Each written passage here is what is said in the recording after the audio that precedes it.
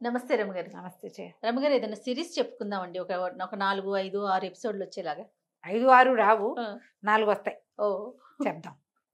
ఇది ఈ పుస్తకాల్లో ఎక్కడో దొరికింది నాకు. సీతం రాజు గారు దీని రైటర్. ఆహా! వారి పేరు క్లియర్‌గా అందుకొని బాలమిత్ర కథలు చెప్పుకుంటామా మనం. రైటర్ పేరు తెలీదు. ఓకే. నాకు చందమామ బాధగా కథ, ఉంటుంది. బాలమిత్ర కథ అనుకుంటాం. బాధగా ఉంటది. అంటే చిటి కథలు వేరు. ఆహా! సిరీస్ ఒక 4 భాగాలు సిరీస్ అంటే పెద్ద పుస్తకం. ఆ! అది ప్రింట్‌లో వచ్చిందంటే పాపం ఎంత కష్టపడి ప్రింటింగ్ అది చేయించుకుని ఉండుంటారు. వాళ్ళ పేర్లు చెప్పలేకపోయానని బాధగా ఉంటుంది నాకు. పేరు కనపడదు. ఓకే. దీంట్లో మాత్రం శనగల్లో సీతం రాజు అని ఉంది పేరు. ఆహా! ఇది బాగా పాత పుస్తకమే. మనకు దొరికింది కూడా ప్రింట్ పాతగా ఉంది. కానీ భాష లేటెస్ట్ భాషే. ఓకే. ఓ జానపద గాథ. ఒకవేళ ఇది చూసిన వాళ్ళలో ఎవరైనా ఈ సీతం రాజు గారు తెలిస్తే వారికి నా కృతజ్ఞతలు తెలియజేయండి. అవకాశం ఉండి ఒక మెసేజ్ వీళ్ళు మాకు తెలిసాను మా వాళ్ళే అను కనుక మీరు ఏదైనా చెప్తే నేను చాలా సంతోషిస్తాను. వీరమల్లుడి సాహసాలు కథ ఆహా! పేరు. ఆహా! ఈ వీరమల్లుడు అనేవాడు జయంతి నగరంలో ఒక పేద కుటుంబంలో జన్మించిన కుర్రాడు. హుహు. వాళ్ళ నాన్న పేరు గోపయ్య మల్లుడు అని చెప్తారు. చిన్నప్పుడే తల్లి పోయిందట. పిల్లవాడు పుట్టినప్పుడు తల్లి గతించింది. ఇలాగా తల్లులు పోయినప్పుడు పూర్వకాలం ఎలా ఉండేదంటే తల్లి చావు పిల్లవాడని, వీడు మంచివాడు కాదని, వీడి వల్లే వీళ్ళ అమ్మ పోయిందని ఇలాంటి భావాలు రేకెత్తుతాయి జనాల్లో. అవునవునవును. ఇప్పుడు రేకెత్తినా కొంతమంది అంటారు, కొంతమంది అనరు. పట్టించుకోరు కొంతమంది. పైకన్న వాళ్ళు కనుక గట్టివాళ్ళు అనుకో ఆ మాట స్థిరపడిపోతుంది. అవును. ఈ పిల్లాడిని ఎవరు పెద్దగా పట్టించుకునేవాళ్ళు కాదు. వీడు నష్టజాతకుడు అన్న ఫీలింగ్ ఉండేది. ఓహ్! మల్లుడికి గోపయ్యకి మాత్రం చాలా ప్రీతి ఉండేది పిల్లవాడంటే. ఎంతో ముద్దుగా చూసేవాడు, గారాబంగా చూసుకునేవాడు. అతి గారాబం ఎక్కువ అయ్యేసరికల్లా పిల్లలు లొంగరు. వీడికి మాట వినడు, ఆటకాయితనం, హ్మ్. పరమ సాహసం, ఎక్కేయటం, దూకేయటం, విసిరేయటం అవి ఎక్కువ. చుట్టాల్లో పక్కాల్లో ఎవ్వరితోటి స్నేహ సంబంధాలు లేవు బడికి. ఎవరింటికైనా వెళ్తే అల్లరి చేసేసేవాడు, ఏడిపిచ్చేసేయటం, హ్మ్. వస్తువులు తీసేసేయటం. అది నదురు బెదురు లేదు, ఇంట్లో అదుపు లేదు. హ్మ్. తల్లుంటే ఏదైనా మంచి ముక్కలు చెప్పుకునేదేమో.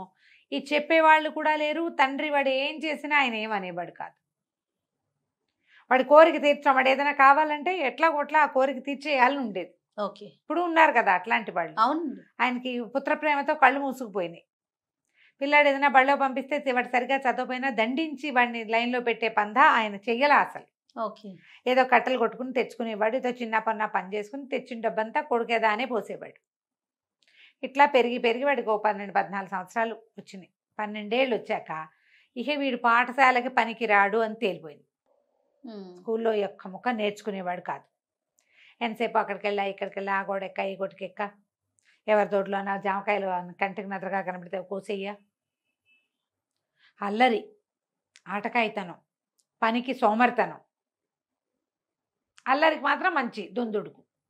ఈ దుడుకు స్వభావంతో పిల్లవాడు పెద్ద 12 ఏళ్ళు అయ్యాక పాఠశాల నుంచి తీసి పారేస్తారు వాడిని. వీడికి ఏం రాదు, మేము వీడికి పాఠం చెప్పమని. ఇక అట్లా అట్లా అట్లా కొంచెం 16 సంవత్సరాలు వచ్చాయి. అసలు ఇంటికే రావటల్లా. హ్మ్. తండ్రికి వీడికి 12వ ఏట ఎప్పుడైతే బడిలో నుంచి తీసేశారో అప్పటి నుంచి ఆయనకి దిగులు మొదలైంది. అకాల వృద్ధాప్యం వచ్చేసింది మీదకి.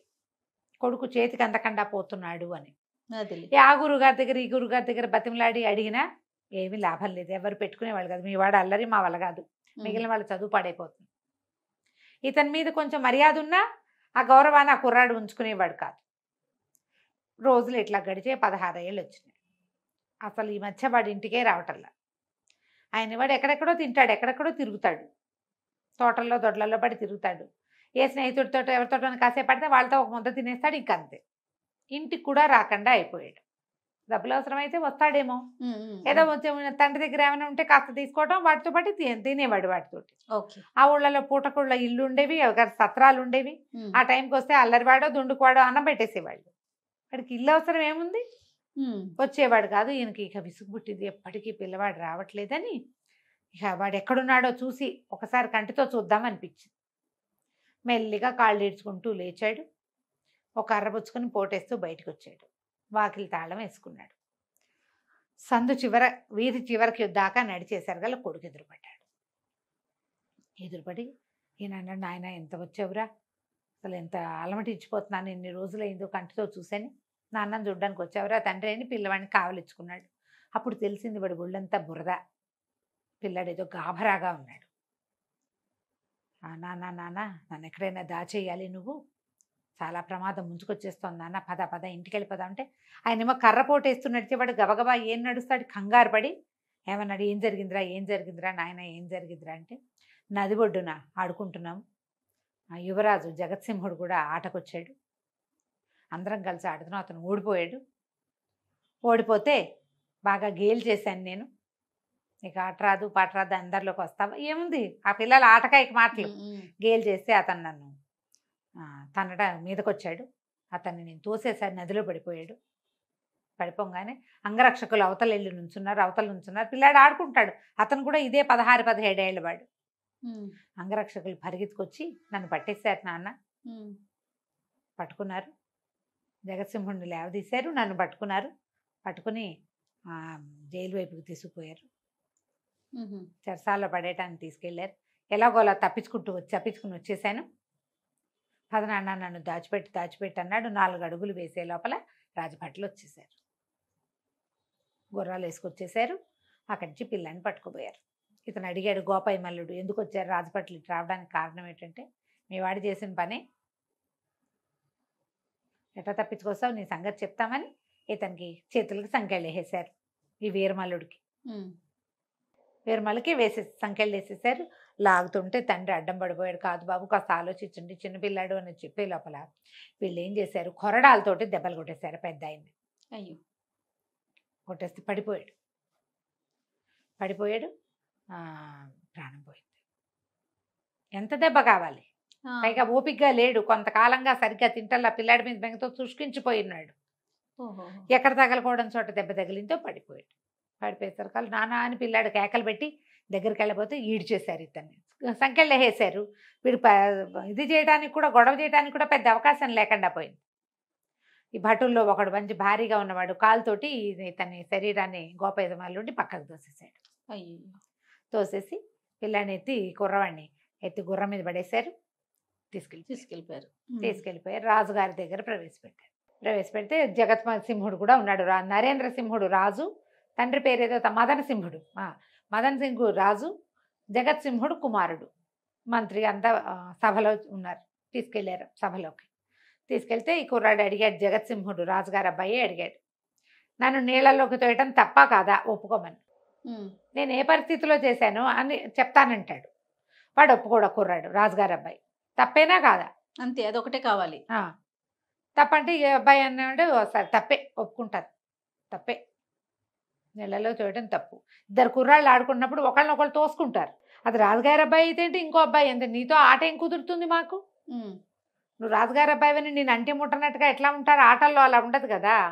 స్పోర్ట్స్ మ్యాన్ స్పిరిట్ అంటారు, స్పోర్ట్స్ మ్యాన్కి ఒక స్పిరిట్ ఉండాలి, అది లేదు అక్కడ, నా తప్పేనన్నాడు, ఎలా తప్పించుకున్నావు అబ్బాయి అని అడిగితే రాజుగారు అడిగితే అబ్బాయి ఏం చెప్పాడంటే, నేను దొంగలకి నాతో పాటు చాలా మందిని అరెస్ట్ చేశారు, అందులో దొంగల ముఠా ఉంది, వాళ్ళకి రొట్టెలు తెచ్చాడు ఒక సైనికుడు, నేను ఇట పొరపాటు జరిగింది నా వల్ల అని చెప్తే ఒక సైనికుడు ఆ రొట్టెల బుట్టలో నన్ను బయటికి తీసుకొచ్చేసాడు, నేను తప్పించుకున్నాను అన్నాడు, అనేసరికి రాజుగారు అన్నాడు, ఎవరు ఆ సైనికుడు అతని పేరు చెప్పంటే, అతని పేరు చెప్తే మీ పేరు చెప్పి మీకు అప్పచెప్తాను నేను, మీరు ఇది నిరంకుశ పాలన, మీరు పరమ నిరంకుశులు, అంత గట్టిగా గట్టిగా చెప్పాడు, నిరంకుశులు మీరు, మీకు అప్పచెప్పను నేను అన్నాడు, అనేసరికి రాజు అన్నాడు, మా నిరంకుశత్వం నువ్వేం కనిపెట్టావు, నువ్వు ఇప్పుడేగా వచ్చావు, మేము నిరంకుశలమా, నువ్వు అలా అంత మాట అంటావా అని అడిగాడు, మరి నిరంకుశులు కాదా, నన్ను పట్టుకోవడానికి వచ్చారు, నా తండ్రి వృద్ధుడు కొరడా దెబ్బలు కొట్టి ఆయన మరణానికి కారణమయ్యారు,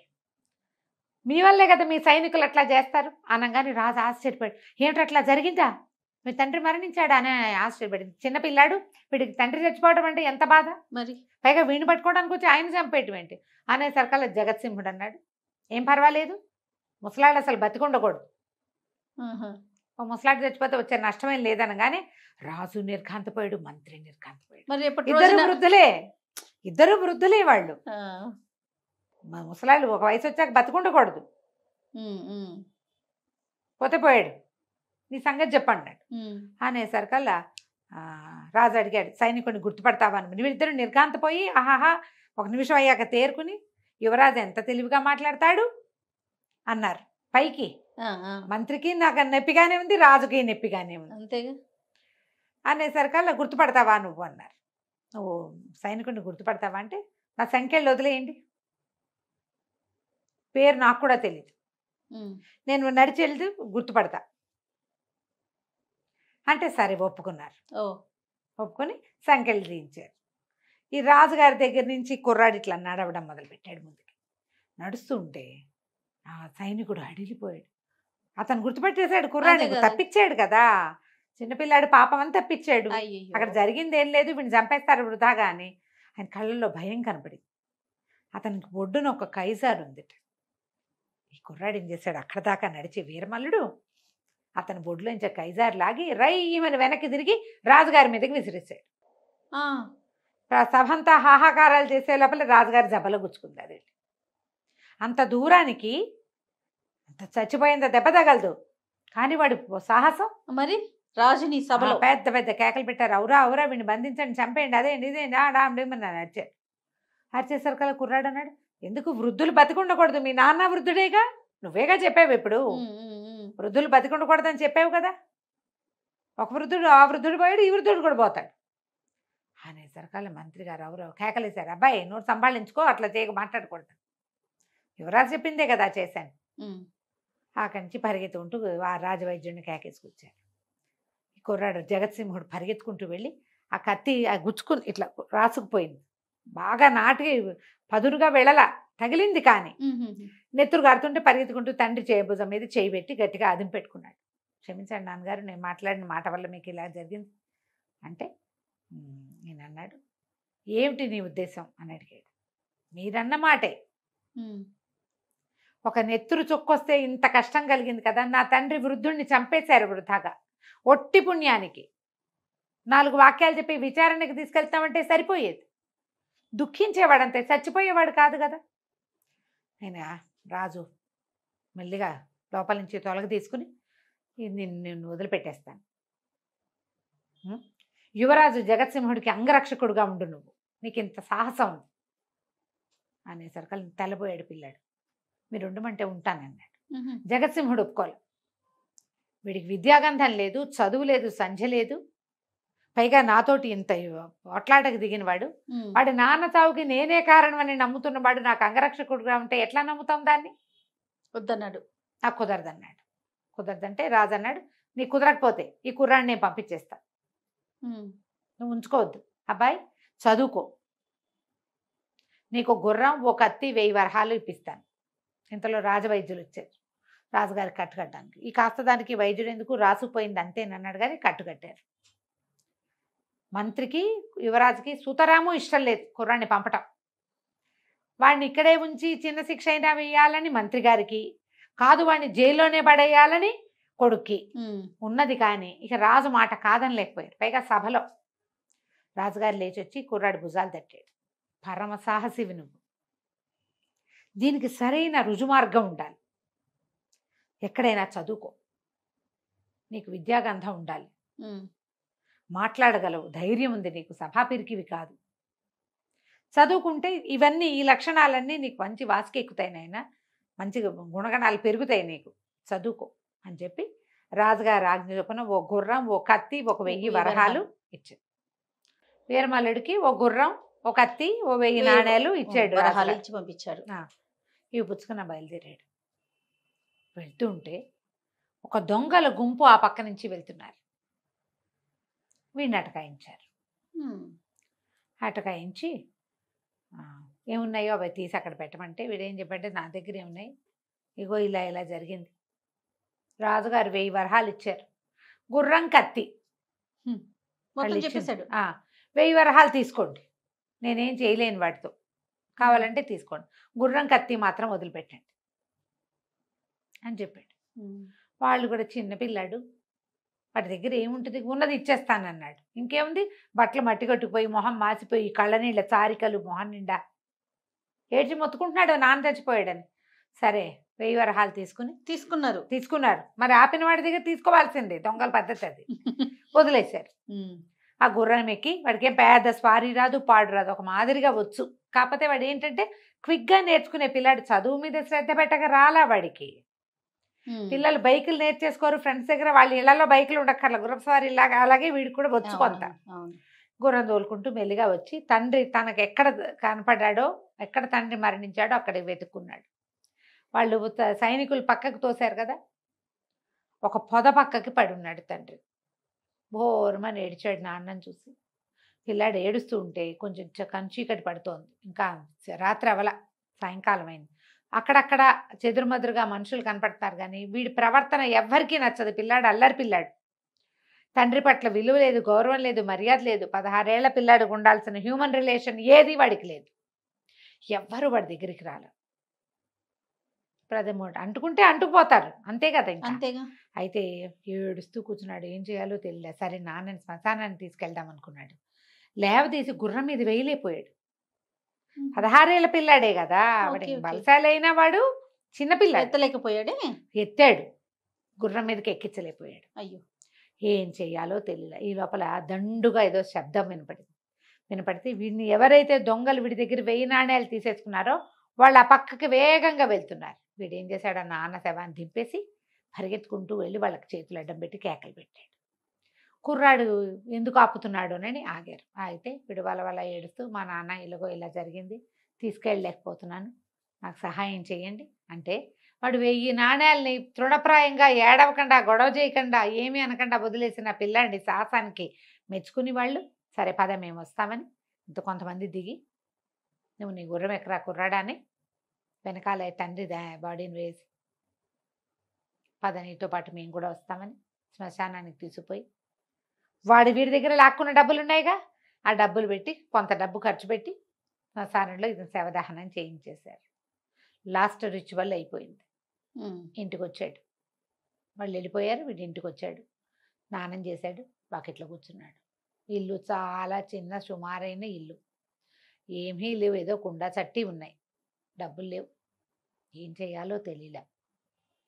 సరే మర్నాటి నుంచి ఇంట్లో ఉన్న ఏవో కాసిన బియ్యం కూర ఏదో వండుకు తిన్నాడు. ఊళ్ళో 5-6 పండితుల దగ్గరికి వెళ్ళాడు చదువుకుందామని. రాజుగారు చెప్పారు కదా ఆయనకు చదువు కావాలి అని. అప్పటికి వాడికి చాలా బ్యాడ్ నేము, బ్యాడ్ ప్రాపకాండా ఉంది వాడి మీద. బ్యాడ్ నేము మరి తగినట్టుగానే చేశాడు కదా. పైగా రాకుమారుడి మీద హత్య ప్రయత్నం చేశాడని, రాజుగారి మీద కత్తి విసిరాడని, అవన్నీ బయటకు వచ్చేస్తాయి, స్ప్రెడ్ అయిపోతాయి కదా. దాంతో ఇంకా ఎవరు పనికి తీసుకోవాలి, విద్య తీసుకోవాలి. కుర్రాడు అనుకున్నాడు, సరే ఇక్కడ ఉండొద్దు, మనం వెళ్ళిపోదాం, వేరే ఊరు వెళ్దామని ఇల్లు వదిలేసి ఆ గుర్రము కత్తి పుచ్చుకుని మయూరి నగరానికి వెళ్ళాలని బయలుదేరాడు. మయూరి నగరం ఇక్కడికి దూరం. అక్కడ ప్రజలు, పాఠశాలలు వెసులుబాటుగా ఉంటాయని, ప్రజలు మంచివాళ్ళని, రాజులు కూడా మంచివాళ్ళని, తర్వాత బాగా భోజనశాలలు అవి బాగా విరివిగా ఉన్నాయని చెప్పుకుంటారు ఇక్కడ. ఆ ఊళ్ళో బాగుంటుంది ఫుడ్ చెప్తారుగా. ఇతను బయలుదేరాడు. మయూరు నగరానికి కొంత దూరంలో ఉండగానే ఒక అడవి ఉంది. ఆ అడవిలో ఈ గుర్రానికి దాహం వేస్తుంది, వాడికి దాహం వేస్తుంది, ఆకలిస్తుంది. ఏవో దొరికినవి తిన్నారు ముందంతా, తర్వాత ఇంకేం దొరకల. గుర్రము వగరుస్తోంది, వేడికి వగర్పుగానే ఉంది, ఆకలి మాడిపోతోంది. సరే ఇంకా దాని మీద ఎక్కి దాన్ని పరిగెత్తించిన కొద్దీ ఆయాసమే కదా, దిగి మెల్లిగా గుర్రపు కళ్ళాలు చేత్తో పుచ్చుకుని నడవటం మొదలుపెట్టి ఓ పక్కకి నడవగా ఒక పురాతన దేవళం బయట ఒక ముస్సలి మా అమ్మ కూర్చుని కనపడ్డారు. ఆశ్చర్యపోయాడు. ఇంత నట్టడవిలో నీళ్లు లేవు, తినడానికి ఆహారం, పండు కాయ కసరు కూడా దొరకకుండా ఉన్న చోట ముసలమ్మ కూర్చునుంటే, అంటే కుటుంబం ఉంటేనే, ముసలిమామలు చంటి పిల్లలు ఒంటరిగా ఎట్లా ఉంటారు, వాళ్ళకి ఎవరో ఉండాలి. దగ్గరికి వెళ్ళాడు. ఎవరబ్బాయి నువ్వు అంది. నేను ఎవరైతే నీకెందుకు, నువ్వెవరో చెప్పు, ఈ అడవిలో ఎందుకున్నావు నువ్వు అంటే ముసలిది నవ్వింది బోసి పళ్ళతోటి. బోసి నవ్వు, నువ్వు నాకు చెప్పపోతే నేను నీకు చెప్తానా అంటే, అది కాదవ్వా, నేను జయంతి నగర్ నుంచి వస్తున్నాను, మయూరి నగరానికి వెళ్ళాలి, చాలా దాహంగా ఉంది, కాస్త మంచినీళ్ళు దొరుకుతాయా అంటే, లోపల ఉన్నాయి వెళ్ళమంటే అది ఒక పెద్ద మందిరం లాంటిది, పెద్ద ఇది కనపడుతుంది, కానీ పురాతనమైనది. లోపలికి వెళ్తే బ్రహ్మాండమైన కాళికాదేవి విగ్రహం ఉంది. ఇంత పొడుగున 4 చాపి హోమ్ అని నుంచునుంది. దయచేసి ఆశ్చర్యపోయాడు. అక్కడ పూజ చేస్తున్నట్టుగా కనపడుతున్నాయి. పళ్ళు, కొబ్బరికాయలు, పువ్వులు, పసుపు, గంధం, లోపల సాంబ్రాణి వాసన. ఓ పక్కగా దేవళంలో ఓ పక్కగా కుండ ఉంది, తాగమంది నీళ్లు. ఏం చేసాడు వీడికి? ఆకలిస్తుంది కదా, ఆ పళ్ళు చూసేసరికి ఆకలి విజృంభించింది. ఈ మహాకాళికి అనేక అనేక నమస్కారాలు చేసి కూర్చుని శుభ్రంగా కొబ్బరి పేజు కొట్టుకుని కొబ్బరికాయ చిప్పల్లోంచి ముక్కలు తీసుకు తినేసాడు. అన్ని కొబ్బరి ముక్కలు తిన్నాడు, 4 అరటిపళ్ళు తిన్నాడు, మంచినీళ్ళు తాగాడు. తాగాక తను తిన్న అరటిపళ్ళ పెచ్చులు, మిగిలిన కొబ్బరి అంతా అక్కడ ఉన్న ఓ పళ్ళెల్లో వేసుకుని ఆ కుండ చేత్తో పుచ్చుకొచ్చాడు బయటికి. ఆ ముసలమ్మ కేసు చూడలే ఇంకా. సాహసి వాడు, చేయదలుచుకుంది చేసి అవతల పారేస్తాడు అంతే. అది తీసుకెళ్ళి ఆ పెచ్చుల గుర్రం ముందు పెట్టాడు. గుర్రం టకా తినేసింది. తినంగానే కుండ దాని ముందు పెట్టాడు మంచినీళ్ళకి. గుర్రం మూతి అందులోకి వెళ్ళల. వీడు ఏం చేశాడు? వరలో ఉన్న కత్తి తీసి దాన్ని మూతి చెక్కేసాడు. ఈ కుండది చెక్క కుండ ఇంత ఓపెన్ అవుతుందా? అమ్మయ్య, మంచినీళ్ళు తాగింది గుర్రం, ప్రశాంతంగా ఉంది. ఈ ముసలమ్మంది, ఏరా కుర్రాడా, కుండగాస్త పగలగొట్టేశావు, రేపటిలా నాకు మంచినీళ్ళు అన్నది. రేపటి సంగతి తర్వాత, ముందు మా ప్రాణం నిలవాలి కదా అని వచ్చి కూర్చున్నాడు. నా ఆకలి దాహం తీరినాయి, అలసట తీరిపోయింది, చల్లగా ఉంది ఇక్కడ. ఇప్పుడు చెప్పు నీ సంగతి ఏంటి, నువ్వెవరు అంటే, నేను ఈ మయూర్ నగరం రాజుగారి కూతుర్ని. నేను యుక్త వయసులో ఉండగానే ఒక రాక్షసుడు, ఒక మాంత్రికుడు నన్ను ఎత్తుకుపోయాడు. వివాహం చేసుకోమని చాలా బలవంత పెట్టాడు. బలవంత పెడితే నేను ఒప్పుకోలే, ఏం చెప్పినా సరే. అందుకని నన్ను ముసల్దానిగా మార్చేశాడు. ఓహో, ముసల్దానిగా మార్చేస్తే ఇక అప్పటి నుంచి ఈ దేవళం దగ్గర పడి ఉంటున్నాను. ఒక మునీశ్వరుడు చెప్పాడు, ఒక బాలుడు నీకు సహాయం చేస్తాడు. ఆ బాలుడు గనక ఎవరైనా నీకు సహాయం చేస్తే నీకు ఈ ముసలి రూపం పోతుందన్నాడు. ఏ బాలుడు? బాలుడు పేరు చెప్పాడా, బాలుడు గురించి చెప్పాడా అని అడిగాడు. చెప్పలా, ఒక బాలుడు అన్నాడు అంతే అని చెప్పేశారు కల్లా, నేను చేస్తా అవ్వా నీకు సహాయం, నీకేం కావాలంటే అది చేస్తా అంటే పక్కపక్క నవ్వింది. చిన్నపిల్లాడివి, నువ్వేం చేస్తావని. నీకు బాలుడు సహాయం చేయాలని మునీశ్వరుడు చెప్పాడు కదా, నేనే అనుకో, నాకేం ముందు వెనక లేదు, ఏదైనా చేస్తా నేను. నీకే మంచినీళ్ళు ఇచ్చావు, లోపల శుభ్రంగా అన్నీ తిన్నా, 2 పూటల వరకు ఇబ్బంది లేదు, ఇక్కడ ఉంటా, నీకు చెప్పు నీకేం సహాయం చేయాలి అంటే. వికాసిని అని ఒక మణి ఉంది. ఆ మణి ఎక్కడుంటుంది? ఈ దేవ ఆలయంలో ఒక పెద్ద రాతి బండ ఉంది, దాన్ని కదపాలి.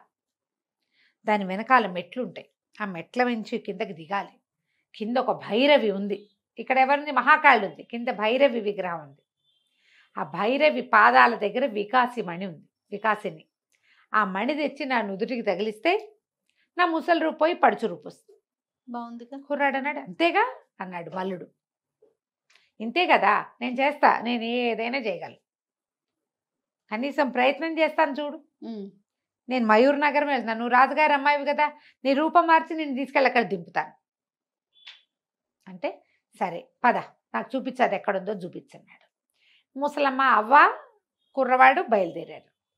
ఈ పెద్దగా ఉన్న మహాకాళి విగ్రహం వెనకాల గోడకి పెద్ద బండ పెట్టుంది. కుర్రాడు మళ్ళీ మహాకాళి దగ్గర ఆగి ఆవిడకి అనేక అనేక నమస్కారాలు చేసి బోల్సేపు దండం పెట్టుకుని శ్రద్ధగా వచ్చాడు వెనక్కి. ఆ బండ తోయటానికి ట్రై చేస్తున్నాడు. చేస్తుంటే ఎప్పటికీ కదలటల్లారు. నా ఒకడి వల్ల కాదేమో అనిపించింది. ఈ అవ్వేం చేసింది, వీడిని దాటుకుని అవతలకి వెళ్ళి అక్కడ ఒక పిడి లాంటిది ఇట్లా లాగంగానే తెరుచుకుంది. ఓకే, తెరుచుకునేసరికల్లా అప్పుడు సడన్గా జరిగిందనుకో, మనం ఇట్లా దోస్తున్నాము, ఎవరైనా అది లాగారనుకో, అది లాగారు, ఇది వచ్చింది అనిపించదు. ఒక క్షణం మనం తోసినందుకే వెళ్ళింది అనుకుంటా. కిందకి వెనక్కి లోపలికి ఇట్లా మెట్లు కనపడి కుర్రాడు ఉత్సాహంగా దిగేశాడు లోపలికి. దిగుతూ ఉండగా వెనకాల నుంచి ఈ అవ్వ ఒక్క ఉదుటున మహాకాళి వైపుకి తిరిగి, మహాకాళి, ఈ రోజుతో ఈ బాలకుడితో 100 మంది బాలకులతో అయిపోయారు, ఇక నువ్వు నా కోరిక తీర్చవలసిందే అని చెప్పి ఆ పిడి లాగేసింది. తలుపు మూసుకుపోయింది. వీడికి కదా అర్థమైంది అప్పటికి. అంటే 100 మంది బాలకులు ఇందులోకి వెళ్ళారు, నేను 100వ వాణ్ణి. వెనక్కి తిరిగితే ఇక తలుపు ఓపెన్ అవ్వాల. ఇప్పటికి 99 మంది అయిపోయారు, వీడు 100వ వాడు. అర్థం కాలేదు, ఏం చేయాలి? సరే, కత్తుంది, బయట గుర్రం ఉంది, మనం ఉన్నాం. ఆ కత్తి పుచ్చుకుని మెల్లిగా కిందకి నడవటం మొదలుపెట్టాడు. అంతా జారు జారుగా అలా ఉంది. లోపలికి కిందకి వెళ్తుంటే ఇట్లా తిరుగుతోంది రోడ్డు, అది ఆ దారి. కిందకు చూస్తే ఆ కింద పెద్ద భైరవి విగ్రహం ఉంది. బయట ఎంత మహాకాళి ఉందో అంత భైరవి ఉంది. ఈమె తన్ని మోసం చేసింది అన్నది తెలిసిపోయింది.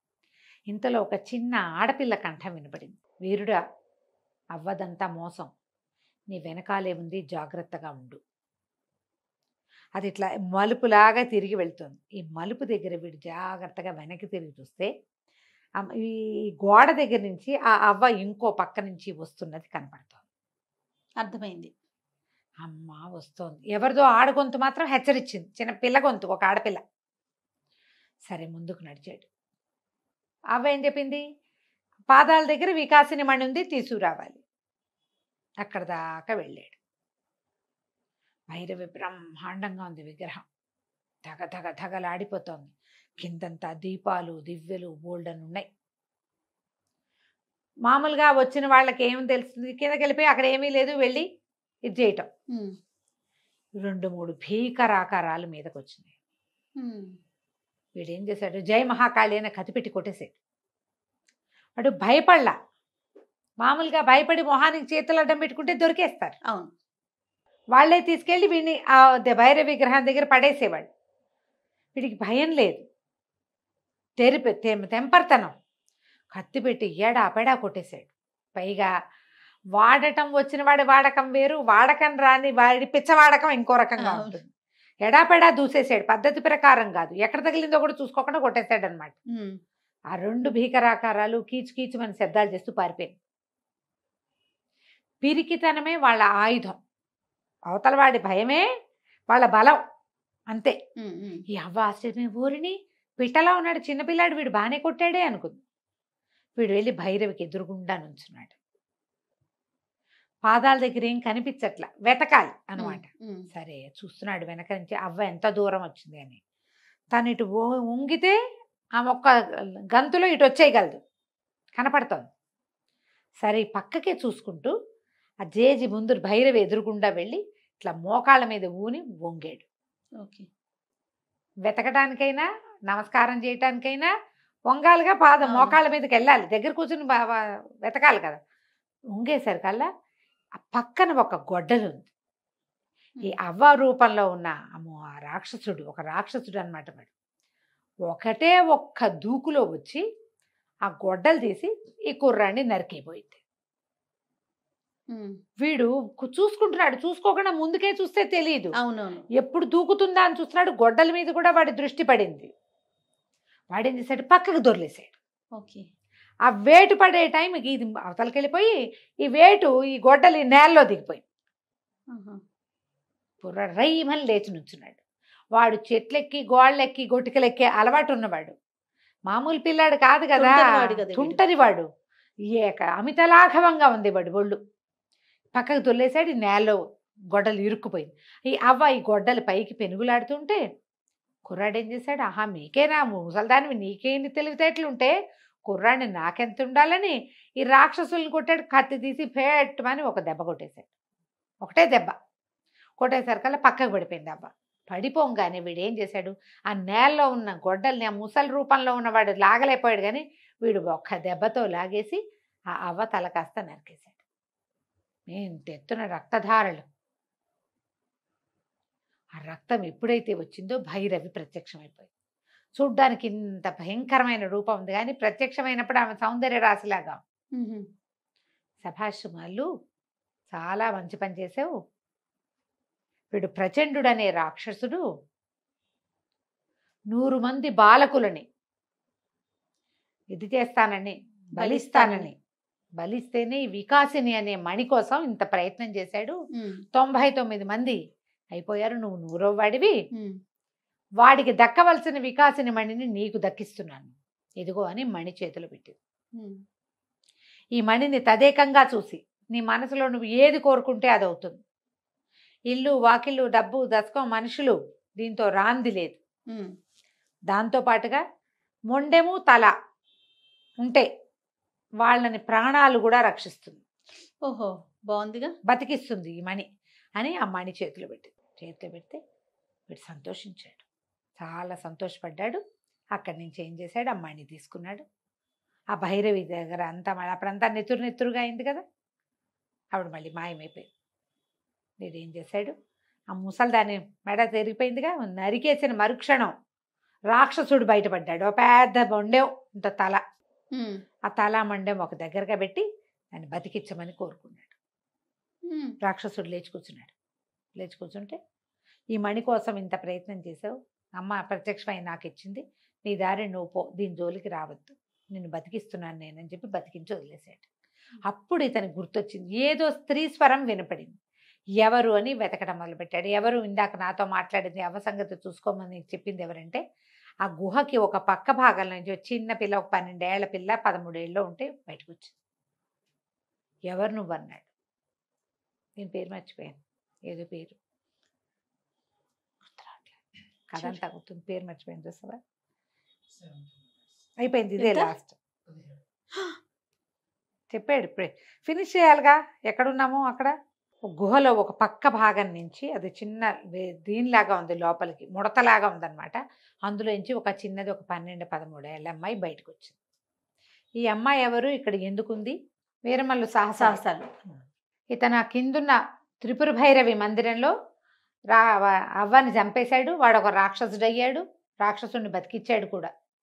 ఆ అమ్మాయిని అడిగాడు, ఎవరు ఏమిటి, ఒక పిల్ల కనిపించింది, ఒక 13 సంవత్సరాల వయసు ఉంటాయి, ఎవరు నువ్వు, ఇక్కడికి ఎట్లా వచ్చావు అని అడిగితే, ఆ అమ్మాయి ఏం చెప్పిందంటే, ఈ అడవికి అవతలున్న ఒక పల్లెటూరు మాది, నేను మా అన్నయ్య పుట్టాక మా అమ్మ చనిపోయింది, మా నాన్న 2వ పెళ్లి చేసుకున్నాడు, ఆవిడ చాలా బాధలు పెట్టేది, మా అన్నయ్య నేను ఇంకా ఈ అడవి అవతల మా అమ్మమ్మ గారి ఇల్లుంది, వెళ్దామని బయలుదేరాము.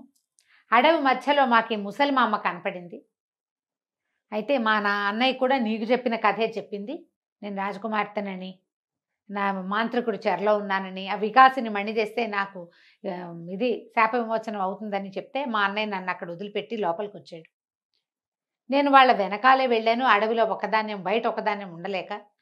ఈ అవ్వ ఎప్పుడైతే ఆ తలుపేసేసిద్దో నాకు అప్పుడే తెలిసిపోయింది మా అన్నయ్యని చంపేయబోతోంది అని. నేను అవ్వని అనుసరించి లోపలికి వచ్చేసాను. అవ్వ అది తలుపు తీసుకొచ్చిందిగా, మళ్ళీ లోపలికి వచ్చింది కదా అవ్వ, ఆమె వెనకాల వచ్చాను కానీ నేను చిన్నపిల్లని అవటంతో నేనేమీ చేయలేకపోయాను, మా అన్నయ్యని చంపేసింది అని ఏడ్చింది పిల్ల. చాలా కాలమైంది, నేను ఇక్కడే ఉండిపోయాను, బయటకు వచ్చే మార్గం తెలియలేదు, ఏం లేదు, లోపలే ఆహారం దొరుకుతుంది, లోపల చాలా పెద్ద ప్లేస్ అది, నేను ఇక్కడే ఉన్నాను అప్పటి నుంచి ఏడుస్తూ ఏం చేయలేక అని చెప్పింది. చెప్పేసరికల్లా ఈ అబ్బాయి అన్నాడు, అయ్యో మీ అన్నయ్య శరీరం ఉండుంటుంది కదా, తల మొండెం గుర్తుపడతావా, నేను అతన్ని బతికిస్తానంట. పిల్ల ఏడ్చింది, ఎంతకాలమో అయిపోయింది, ఈ పాడి ఎప్పుడో నశించిపోయింది శరీరం అని చాలా దుఃఖపడింది. సరే ఇతను ఏం చేశాడు, మళ్ళీ ఆ వికాసిని మణిని పట్టుకుని ఆ త్రిపుర భైరవి దగ్గరికి వెళ్ళి అమ్మవారిని ప్రార్థించాడు. ప్రార్థిస్తే అమ్మ మళ్ళీ ప్రత్యక్షమైంది. ఏం కావాలి నాయన, అమ్మ నాకు పండితుడిని కావాలి, నేను పాండిత్యం కావాలి, పాండిత్యం లేక చదువు లేక నేను పారిపోయి నా ప్రాంతం నుంచి బయటకు వచ్చేసాను. ఒక పండితుడి దగ్గర చదువుకునేందుకు కూడా వీడికి ఏం అవకాశం లేదు, ఎవరి దగ్గరే వీడిని చేర్చుకోవాలి, వీడు అల్లరి చిల్లరి వాడని. వీడు బుద్ధిమంతుడే, వాడికి అదొక రకమైన తెంపర్తనం ఉంది, దాన్ని సరిచేయలేకపోయాడు తండ్రి. ఆటిజం కిట్టారమ్మ గారు, ఇక ఏమనుకోవాలో మరి. వాడు ఒక హైపర్ యాక్టివ్, హైపర్ యాక్టివ్, వాడికి తెలివి ఉంది, వాడు చురుగ్గా నేర్చుకుంటాడు. కానీ ఏంటంటే దాన్ని సరైన దారిలో పెట్టాల. జయ ఇట్లా కనపడరా, మనకి చాలా మంది కనిపిస్తున్నారండి, వాడికి ఊళ్ళంత తెలివి ఉంటుంది, వాడికి దారి సరైంది దొరక్క ఇలా అడదిడ్డంగా ఉంటారు, తెలివితేటలు ఉంటాయి, వాడికి కుదురులేదు ప్రధానంగా, అంతే. తండ్రి ఆ దారిలో పెట్టడానికి ప్రయత్నం చేయలే. ఒకడే కొడుకు, ఏకపుత్రుడు అవటము, భార్య లేకపోవటము, అతనికి ఆ రకమైన ధోరణి లేకపోవటము, వాడి గారాబంతో చెయ్యలే. చేసుంటే వీడు కొంత దారిలో పడేవాడు. అడిగేసరికల్లా అమ్మవారు ఏం చేసిందట, తన చేతిలో ఉన్న ఘంటంతో వీడి నాలిక చాప నాలిక మీద బీజాక్షరాలు రాసింది. వాడికి ఎంతో తెలివి వచ్చేసి చదువు అంతా వచ్చేసింది, అన్ని సకల విద్యలు కరతలామలకం అయిపోయింది. అప్పుడు ఆవిడ ఏం చెప్పిందంటే, ఈ పిల్ల పేరు జగదీశ్వరి, అబ్బాయి మీ ఇద్దరు విధివంచితులే, నీకు ఎవరు లేరు, ఆ పిల్లకి ఎవరు లేరు, ఆ అమ్మాయిని వివాహం చేసుకో, మీ ఇద్దరు కలిసి ఉండండి అని చెప్పి అమ్మవారు వెళ్ళిపోయింది. ఇతను ఏం చేశాడు, అమ్మవారి సన్నిధిలో రకరకాల మానవ కంకాళాలు, పుర్రెలు గిర్రెలు ఉన్నాయి. వికాసిని మణి సహాయంతో దేవాలయం అంతా శుభ్రం చేసేసాడు. మణిని కోరుకుంటే కోరింది కోరిక తీరుస్తుంది అంతే కదా. కదా. మొత్తం క్లీన్ అయిపోయింది. అక్కడి నుంచి బయటకు వచ్చి దేవాలయం చక్కగా భవ్యమైన దేవాలయం నిర్మాణం జరగాలి. ఇట్లా గుహలాగా ఉంది కదా, దాన్ని మొత్తం పెద్ద గుడిలాగా చేశారు. ముందు కాళికాదేవి ఉంటుంది, వెనక త్రిపుర భైరవి. అక్కడి నుంచి ఒక పూజారిని సృష్టించాడు ఈ మణి సహాయంతో.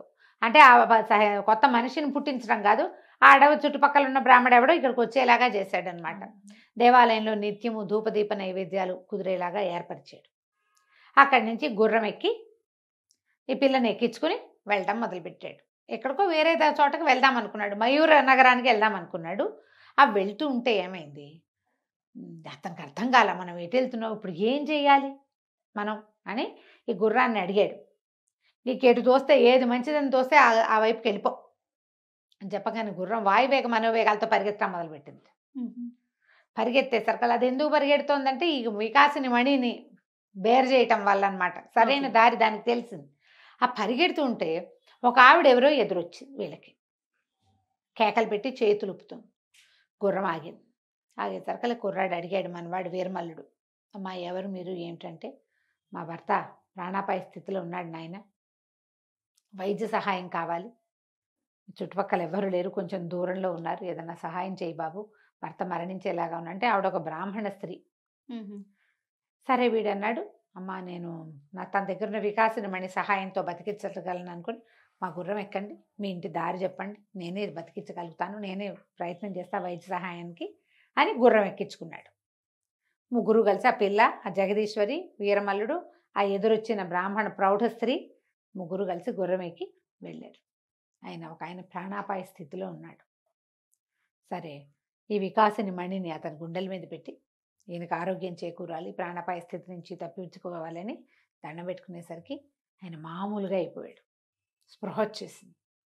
లేచి కూర్చున్నాడు. ఎవరినైనా మహానుభావుడు ధన్వంతరివి, నన్ను నువ్వు బతికించావంటే, కాదండి నేను ఒక మామూలు కుర్రవాడిని, నాకు అమ్మవారి అవకాశం ఇచ్చింది అని చెప్పాడు. చెప్పి ఎందుకు మీకు ఇంత అనారోగ్యం చేసింది, మీ ఊళ్ళో వైద్యులు లేరా, ఇది లేరా అని అడిగేసరికల్లా ఆయన భార్య అంది, అయ్యా వైద్యానికి ఏముంది, దిగులతోటే నా భర్తకు అనారోగ్యం పట్టుకుంది, అవమాన భారం సహించలేక ఇట్లా అయ్యాడు అన్నది. అనేసరికల్లా ఈ కుర్రాడు మళ్ళీ అడిగాడు, ఆయన ఎందుకు అవమానపడ్డారు, బ్రాహ్మణుల్ని అవమానించకూడదే, బ్రాహ్మణ్ని అవమానించకూడదు, ఆ కాలం అది, మీకు దగ్గరలో దేవాలయాలు ఉన్నాయి, పక్కనే రాజుగారు మయూర నగరం దగ్గరలో ఉంది, మీకు పూజ జరగకపోయినా పర్వాలేదు, కానీ అవమానం జరగకూడదు. అంటే ఎవరో అవమానించడం కాదయ్యా, సొంత శిష్యుడే ఈయన్ని అవమానించాడు, ఆ శిష్యుడు చేసిన అవమానాన్ని సహించలేకే ఆహారం తీసుకోక నిద్ర లేక ఇలా జబ్బుపాలు పడ్డాడని చెప్పింది ఆవిడ. ఏమిటి ఏంటని బాగా అడిగాడు. అడిగేసరికల్లా ఈయన ఏం చెప్పాడంటే, ఈయన ఒక గురువు, ఈయనకి ఒక కాంపిల్య నగరానికి చెందిన ఒక మహానుభావుడు, ఒక ఆయన, ఒక ఋషి, ఈయనకి చక్రనేమి అని ఒక ఉంగరాన్ని ఇచ్చాడు. ఉంగరం పేరు అది చక్రనేమి, దాని పేరు. ఆ ఉంగరం చాలా మహిమాన్వితమైంది. మనం ఏ విద్య చెప్తున్నామో, విద్య చెప్పే గురువు అది శిష్యుడికి పూర్తిగా అందేందుకు ఉపయోగపడే ఉంగరం అన్నమాట అది. ఓకే. అయితే నా దగ్గర వీరభద్రుడు అని ఒక శిష్యుడు చేరాడు. వాడు ఆ ఉంగరాన్ని కొట్టేశాడు. ఎందుకు కొట్టేశాడంటే, ఈయనకి పరకాయ ప్రవేశం అది వచ్చు. పరకాయ ప్రవేశం కోసం అతను బాగా వెంబడబడి అడిగేవాడు. శిష్యులందరికీ తలా ఒక విద్య ఏదో నేర్పించేవాళ్ళం. ఈ పరకాయ ప్రవేశము ఇలాంటి ప్రత్యేకమైన విద్యలు మనుషుల్ని బట్టి నేర్పాలి. వాడు దుర్మార్గుడు, మంచివాడు కాదు, కపటి. అంత కపటంతో ఉండేవాడికి, జుత్తులు మారివాడికి నేర్పకూడదని నేను చెప్పలేదు. ఆ పరకాయ ప్రవేశ విద్య కోసం పదే పదే అడిగి నేను కాదనేసరికి ఈ చక్రనేమిని దొంగిలించి పారిపోయాడు. ఓహో. ఆ ఉంగరం పోయేసరికి అలా నేను నా విద్యను కోల్పోయినట్టుగా ఉంది నాకు. అక్కడికి అతను ఎక్కడో రాజుగారి దగ్గర శిష్యుడు, దీనికి ఆస్థాన గురువుగా చేరాడు.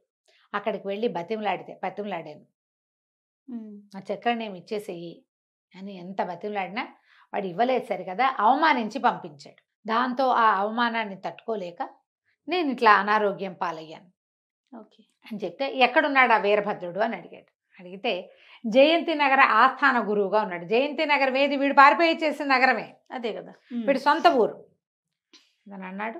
మీరేం బాధపడకండి, మిమ్మల్ని అవమానించిన మీ శిష్యుడి చేతే మీ కాళ్ళు పట్టిస్తాను నేను అనేసరికి ఆయనకు నవ్వొచ్చింది. నాయన చిన్నపిల్లాడివి నువ్వు, ముక్కుపచ్చలారలేదు, ఏ 16-17 ఏళ్ళు ఉన్నాయో నీకు, ఇంత చిన్న వయసు వాడివి, రాజస్థాన ప్రవేశం కూడా దొరకదు నీకు. పైగా జయంతి నగరపు రాజకుమారుడు మహాపొగరుబోతు అని పేరు. రాజుగారు మంచివాడే, రాకుమారుడు చాలా పొగరబోతు. వీడికి తెలుసు ఆల్రెడీ రాకుమారుడు పొగరబోతన ముసలాడు బతకూడదని చెప్పింది, అవన్నీ వాడికి తెలుసు కదా. ఇతను అన్నాడు, మన వీరమల్లుడు, మీరు ఏమీ ఆలోచించద్దు గురుదేవ, మీరు మీ అన్ని విద్యలు మీ దగ్గరకు వచ్చేస్తాయి, మీ చక్రనేమి మీ దగ్గరకు వస్తుంది, మిమ్మల్ని అవమానించిన మీ శిష్యుడు మీ కాళ్ళు పట్టుకునేలాగా నేను చేయగలను, నేను చెప్పినట్టు చెయ్యండి చాలన్నాడు. సరే ఆయన ఒప్పుకున్నాడు. ఆయన పక్కకి తీసుకెళ్ళి ఏం చెయ్యాలో చెప్పాడు. తర్వాత ఏమైంది, అక్కడి నుంచి రంగం మారింది. జయంతి నగరపు కోట దగ్గర ఒక అమ్మాయి ఒక గుడ్డి గుర్రం, ఒక ఒంటి కన్ను గుర్రం, గుడ్డి గుర్రం అని చెప్పకూడదు, ఒంటి కన్ను గుర్రం, కంటికి ఒక కట్టు కట్టేసింది. ఒక కన్ను కట్టేసి ఉన్న ఒక గుర్రాన్ని పట్టుకుని ఒక 13-14 ఏళ్ళ ఆడపిల్ల ఒకటి కోటలోకి వెళ్ళడానికి వెళ్తోంది. ప్రయత్నం చేస్తుంటే వీళ్ళు ఒప్పుకోవటల్లా. కోటలోకి వెళ్ళడానికి కుదరదు, కొత్త వాహనాలకి ప్రవేశం లేదు, ఆడపిల్లలకి ప్రవేశం ఉండదు, నువ్వు వెళ్ళడానికి వీల్లేదు అంటే ఆ పిల్ల వాళ్ళతోటి గొడవ పడుతుండగా జయంతి నగర రాజకుమారుడు, ఈ పిల్ల గొడవ పడుతోంది, గుర్రాన్ని లోపల తీసుకెళ్తాను, నేను లోపలికి వెళ్ళాలని. అయితే అదే సమయానికి జగత్సింహుడు, ఈ మన జయంతి రాజకుమారుడు అక్కడికి వచ్చాడు.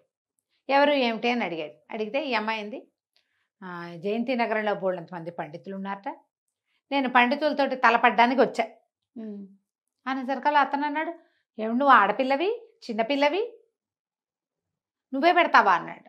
వాళ్ళందరినీ ఓడిచేస్తానండి, నేను అందరినీ ఓడించగలను, పైగా ఈ నగర రాజకుమారుడు ఉన్నట్ట మహాపొగరబోతుట, ఆయన ముక్కు కూడా తాడేయటానికే వచ్చానండి అనగానే ఆ సైనికులు హడిలిపోయారు. ఈయనే కదా, ఈ పిల్లని ఏం చేస్తాడో ఇతనని.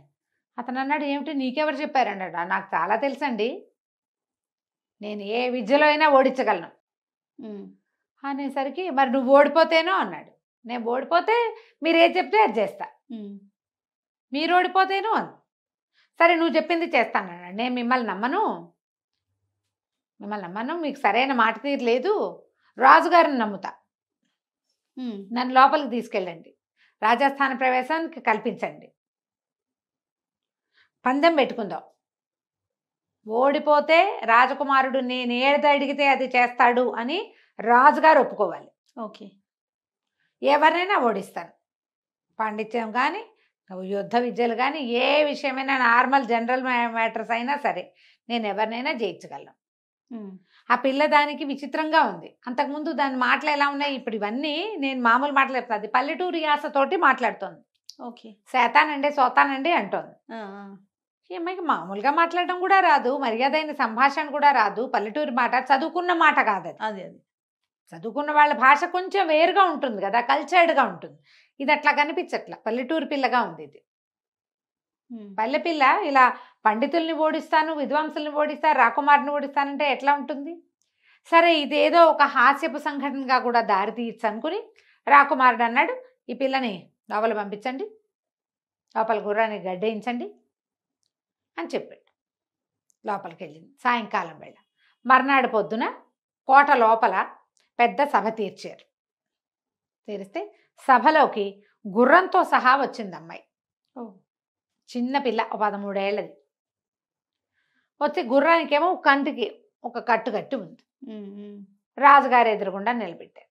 జగత్సింహుడు నవ్వుతూ చెప్పాడు, నిన్న సాయంత్రం ఈ అమ్మాయిని లోపలికి ప్రవేశపెట్టాం, ఈ అమ్మాయి పండితుల్ని ఓడిస్తానంటుంది, ఎవరినైనా ఓడిస్తానంటుంది, దీని సంగతి ఏంటో కనుక్కోండి అనేసరికల్లా పిల్లంది, నేను ఎవరినైనా ఓడించగలను, ఏ విషయమైనా నాకు లెక్కే లేదు, కాకపోతే మహారాజు గారు మాట ఇవ్వాలి.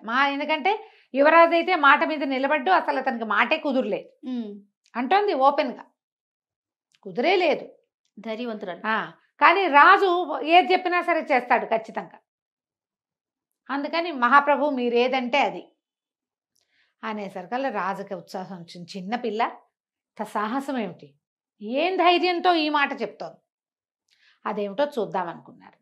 ఏం చేసిందో ఆ చిన్నపిల్ల ఈ రాజధానిలో, ఇక్కడ రాజసభలో మనం చూద్దాం మళ్ళీ వచ్చే భాగంలో. ఒక అమ్మాయి ఒంటికంటి గుర్రాన్ని తీసుకుని రాజసభలోకి వెళ్ళింది.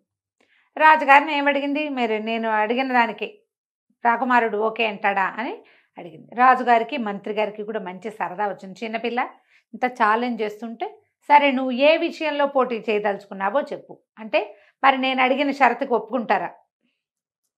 నేను ఏది అడిగితే అది రాకుమారుడు లేదా ఏది అడిగితే అది మీరు చెయ్యాలి.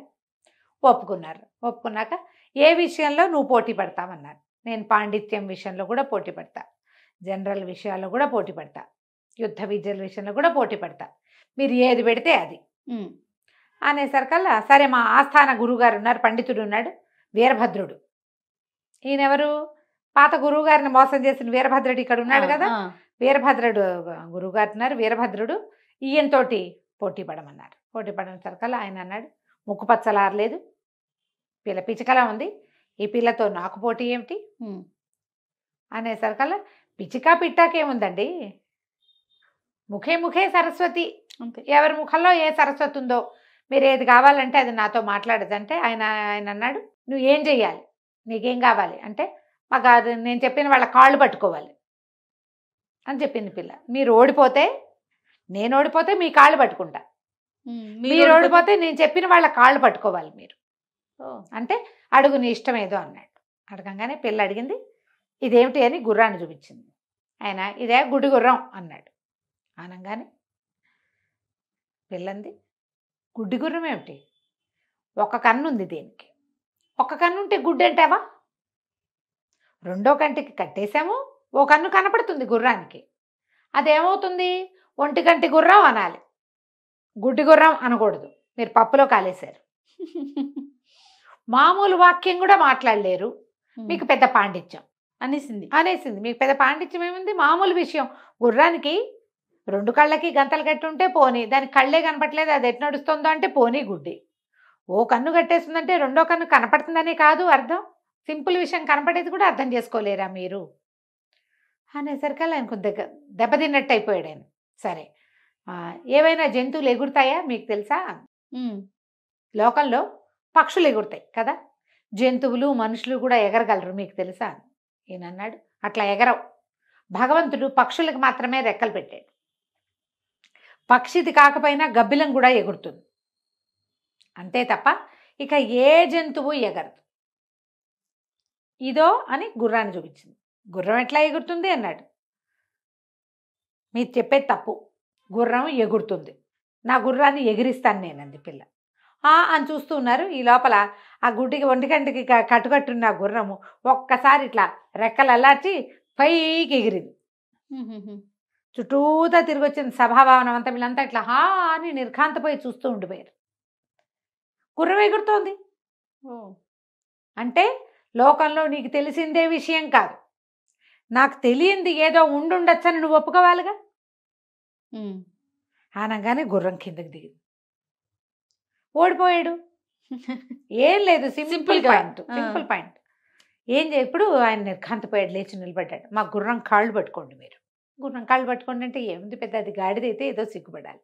ఆ వీరభద్రయ్య గారు వదం గారు లేచి వచ్చి గుర్రం దగ్గర కాళ్ళ దగ్గర వంగి దండం పెట్టబోయాడు. గుర్రం కాళ్ళ దగ్గర కూర్చోండి అని చెప్పింది పిల్ల. కూర్చున్నాడు.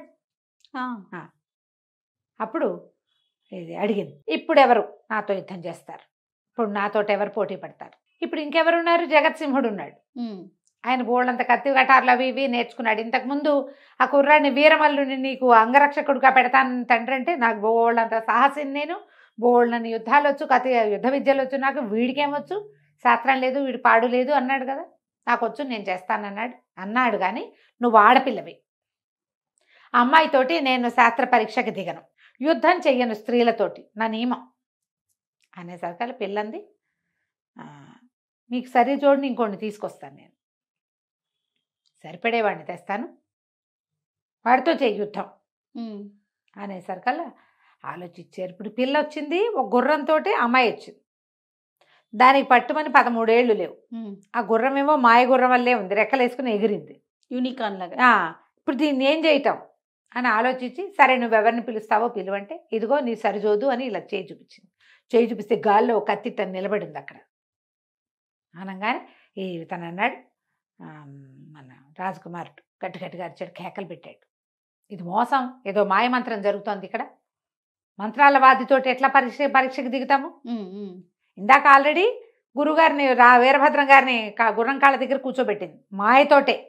ఇదేదో మాయల మరాఠీలతోటి నేను యుద్ధం చేయను అన్నాడు. ఆనంగానే గాల్లో నుంచి ప్రత్యక్షమయ్యాడు వీరమల్లుడు. అక్కడ నువ్వు మాయ ఏం చేయక్కర్లా, నేనే కనపడుతున్నాను కదా, నన్ను గుర్తించే ఉంటావు, నాతో చేయి యుద్ధం అన్నాడు. రాజుకి మంత్రికి గొప్ప సరదా వచ్చింది. వాళ్ళు ఈ కుర్రాడిలో ఉన్న స్పార్క్ని కనిపెట్టారు. అందుకని ఏం చేశాడు రాజుగారు, మాట ఇచ్చిన ప్రకారం 1000 వరహాలు గుర్రము కత్తి ఇప్పించారు. ఆ కత్తి తనిచ్చిన కత్తే. ఓకే. కుర్రాడు 2 నెలలు తిరగకుండా వచ్చేసాడు యుద్ధం చేయటానికి సిద్ధంగా. అక్కడి నుంచి రాజకుమారుడు ఏమంటారు జగత్సింహుడు, రాజకుమారుడు అయిన జగత్సింహుడు, వీరమల్లు ఇద్దరు యుద్ధం చేయటం మొదలుపెట్టారు. కత్తి యుద్ధం 2 నిమిషాల్లో రాకుమారుడి చేతిలో కత్తి కాస్త కింద పడిపోయింది కత్తి. పడిపోగానే ఇప్పుడు ఏమయ్యాడు రాజకుమారుడు, పాదాక్రాంతుడైపోవాలి. చేతులు కట్టుకుని వెనకాల చేతులు కట్టుకుని నుంచో అని చెప్పింది అమ్మాయి. చేతులు కట్టుకుని నుంచో నువ్వు అని చెప్పి ఈయనకి వీరభద్రుడికి, మీరు వీరభద్రం గారు ఏం ఒప్పుకున్నాడు, నేను ఎవరి కాళ్ళు పట్టుకోమంటే ఆ కాళ్ళు పట్టుకుంటాను అన్నాడు. గుర్రం కాళ్ళు పట్టించాం. సరే, అయితే ఈ వీరభద్రం గారు నేను ఏది అడిగితే అది చేస్తానన్నారు కదా ముందు మీరు. వీరభద్రం గారి గుండు కొట్టించి సున్నబొట్లు పెట్టించి గాడిద మీద ఊరేగించండి, వెనకాల మా గుర్రం కూడా వెళ్తుంది. ఏం చేస్తారు, ముందు మాట ఇచ్చారు. సరే, వీరభద్రం గారి గుండు కొట్టించారు. ఆయన సకలాభరణ లాంఛనాలు తీసి అక్కడ పెట్టించారు. గురువుగారి చక్రనేమి ఉంగరం ఉంది అందులో, అవన్నీ తీసి అక్కడ పెట్టారు. గుండు చేయించి గుండు మీద సున్నబొట్లు పెట్టించి మొహానికి మసిరాసి గాడిద మీద ఎక్కించి ఆ గాడిద వెనకాల గుర్రాన్ని పంపించారు. పంపించాక రాజుగారు అడిగాడు, అబ్బాయి ఈ అమ్మాయి ఎవరు, ఈ 1 గంట గుర్రం ఎక్కడిది, నీకు ఇంత విద్య ఎట్లా వచ్చింది అనగానే ఆ కుర్రాడు చెప్పాడు, నాకు ఒక మణి సహాయం దొరికింది. నేను నా అత్యంత సాహసంతో అమ్మవారిని త్రిపుర భైరవిని ప్రసన్నం చేసుకున్నాను. ఆమె నాకు అన్ని విద్యలు ఇచ్చింది, అన్ని విద్యలు వచ్చినాయి, అందుకని కత్తి విద్య కూడా వచ్చేసింది. ఇప్పుడు వీరభద్రుడు అనే ఆయన మేము ఆశ్రయించిన ఒక గురువు గారి పురాతన శిష్యుడు. గురువుని మోసం చేసి ఆయన యొక్క విద్యా రహస్యమైన చక్రనేమి అంగుళీకాన్ని కాజేశాడు. గురువు ఇక్కడికి వచ్చి అంగుళీకం ఇచ్చేసేయి అని అడిగినా కూడా గురువుని అవమానించాడు. అందుకని మా గురువే ఆ గుర్రం రూపంలో వచ్చిన ఆయన, అది మీరిచ్చిన గుర్రం కాదు. ఆయన పక్కదోవ పట్టించడానికే దానికి ఒక కన్ను కట్టేశాం. పక్కదోవ పడతారు ఎవరైనా, అంతేగా. చివరికి వీరభద్రం గారు తన గురువుతో పాటే పక్కనే వెళ్తూ గాడిద మీద ఎక్కి ఊరేగాడు. ఆయన తన అవమానానికి తగిన శాస్తి చేశాం. నేను ఈ విద్యలన్నీ నేర్చుకున్నాను అని చెప్తే రాజుకు మంచి సంతోషం వచ్చింది. ఎందుకంటే ఈ కుర్రాడిలో స్పార్క్ కనిపెట్టాం, కానీ వీడి దగ్గర ఒక టెంపర్తనం ఉంది. ఈ రాజకుమార్తె ఈ పిల్ల ఏమంది, జగదీశ్వరి, 13 ఏళ్ల వయసున్న పిల్ల ఈ పిల్లే జగదీశ్వరి ఏమంది, రాజకుమారుడు ఓడిపోయాడు కాబట్టి ఈ రాజ్యం మా వాడికి ఇవ్వాలి, ఓకే, గెలిచిన వాడికి ఇవ్వాలి కదా అనగానే రాజు లేచి నిలబడ్డాడు. కానీ వీడు ఒప్పుకోలే. వీరమల్లి, వద్దు వద్దు, నాకు రాజ్యం అక్కర్లేదు, నన్ను ఆ రోజు అవమానించారు. ఆటల్లో ఒక పిల్లవాడు 2వ వాడిని తోసేస్తే వాడికి ఇంత కఠినమైన శిక్ష విధించక్కర్లా, వాడి తండ్రి మాకి మరణానికి కారణం కావక్కర్లా, వాడి తండ్రి మరణాన్ని అపహాస్యం చెయ్యక్కర్లా, వృద్ధులు బతికుండకూడదనేటువంటి ఒక వాక్యాన్ని అనక్కర్లేదు. అవన్నీ అన్నందుకు నేను సభలో రాకుమారుని ఓడించదలుచుకున్నా, అంతేగాని నేను రాజకుమారుడి కంటే ఎక్కువని కాదు. అతను తన పద్ధతి మార్చుకుంటే నేను అంగరక్షకుడుగా ఉండటానికి సిద్ధంగా ఉన్నాను. నా దగ్గరున్న విద్యలతో ఈ రాజ్యాన్ని రక్షిస్తాను. నేను విద్యకి వినయం కావాలి. వీడికి ఒరిజినల్గా వినయశీలి కాదు అతను.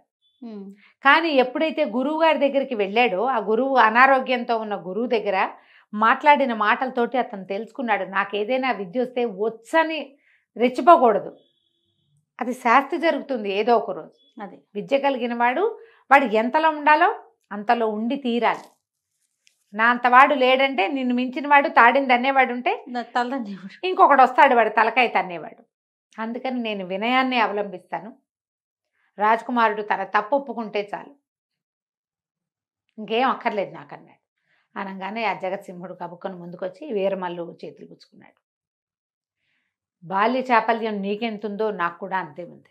చాపల్యంతో, తర్వాత నా తండ్రి రాజు నేను రాకుమారిని అన్న అహంకారంతో, ఇంత- నేను నీ పట్ల సరిగ్గా ప్రవర్తించలేదు, నా ప్రవర్తన మార్చుకుంటాను, ఈ పాఠం చాలు నాకు, ఉమ్. నువ్వు మన రాజ్యంలోనే ఉండు, నాకు అంగరక్షకుడుగానే ఉండు, ఎప్పటికీ నువ్వు నాతోటే ఉండు అని బాగా ప్రేమగా అడిగాడు. అడగంగానే ఒప్పుకున్నారు. సభకులందరూ చప్పట్లు కొట్టారు. రాజకుమారుడు అంతవాడు దిగి ఇంకొద్ది రోజుల్లో రాజు కాబోయేవాడు, తనంతట తను నన్ను క్షమించు అని సభలో చెప్పినందుకు అందరూ సంతోషించారు. ఎంత వినయశీలయ్యాడు ఉమ్. కదా. ఒక మంచి వాసన వచ్చే వస్తువుని సాధారణ వస్తువు పక్కన పెడితే ఆ వస్తువు కూడా ఆ వాసన పట్టుకుంటుంది. వినయము, మంచితనము, స్నేహము, ప్రేమ పక్క వాళ్ళని మారుస్తాయి. అలాంటి వాళ్ళని మనతో ఉంచుకోవాలి ఎప్పుడు కూడా. ఉమ్. రాజు ఎంతో సంతోషించి ఈ పిల్ల పేరు కనుక్కుని, జగదీశ్వరి పేరు, మీకు ఇద్దరికి ఏమిటి, ఎక్కడి నుంచి తీసుకొచ్చావు ఏంటి అన్నీ అడిగి, ఈ మొత్తం ఈ అమ్మాయిని అమ్మవారు వివాహం చేసుకోమందని తెలిసి వీళ్ళిద్దరికీ వివాహం చేసి ఆ స్థానంలోనే అట్టుపెట్టుకున్నాడు. దీంతో వీరమల్లుడి సాహసం కథ పూర్తయింది. కథ కంచికి మనం ఇంటికి. చాలా చాలా బాగుంది రమ్మగారు. నమస్తే. నమస్తే.